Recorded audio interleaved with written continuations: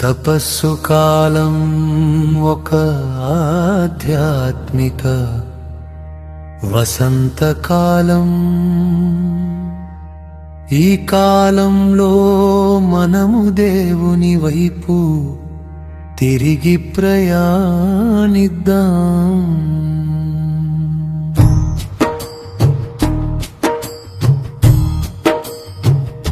తపస్సు కాలం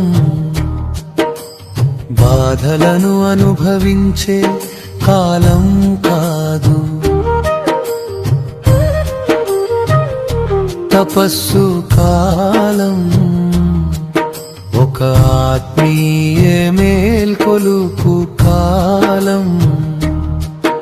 ఈ కాలంలో దేవుడు మన హృదయాలకు మృదువుగా చెబుతున్నారు, నా పిల్లలార సంపూర్ణ హృదయంతో నా యొద్దకు తిరిగి రండి. 40 రోజుల ప్రయాణం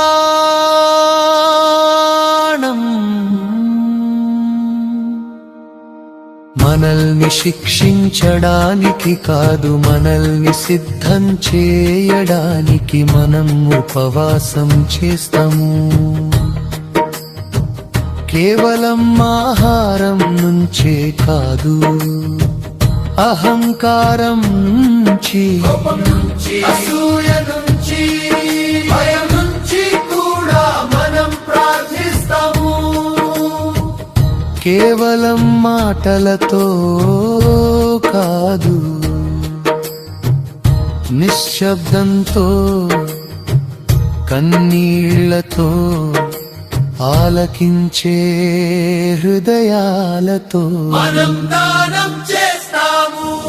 మన దగ్గర ఎక్కువ ఉందని కాదు,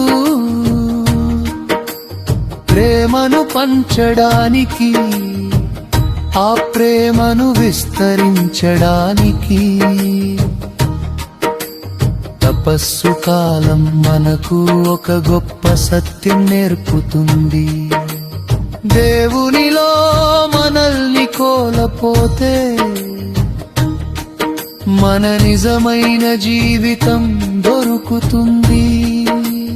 సిలువ ముగింపు కాదు, సిలువ ఒక మార్గం, పునరుత్థానానికి తీసుకువెళ్ళే మార్గం.